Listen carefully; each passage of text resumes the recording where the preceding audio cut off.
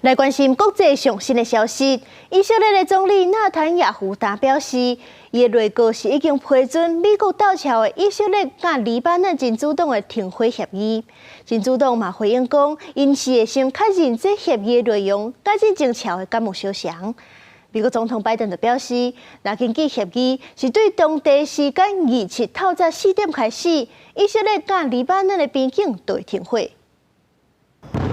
昨天，以色列内阁会议展开进程的几点钟，以色列对黎巴嫩贝鲁特甲南部郊区进行一摆又一摆上密集的攻击，佮发出真侪而且以前捌听过的特例警报。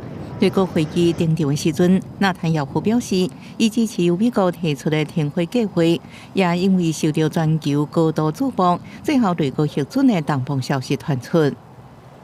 אם חיזבאללה יפר את ההסכם וינסה להתחמש, אנחנו נתקוף.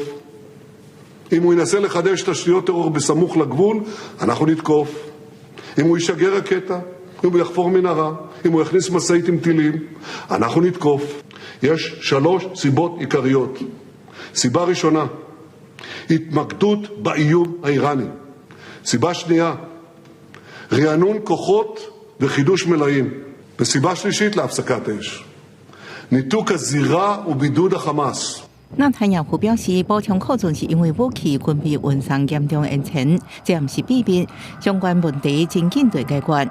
鼓励哈马斯是因为为战争第1天开始，哈马斯就硬帮真主党甲伊斗阵作战。那真主党退出哈马斯今年孤军奋战，以色列最后目标是撤回进击。真主党伫以色列方面的相关消息发布进程已经表示，还未看到停火计划最后版本。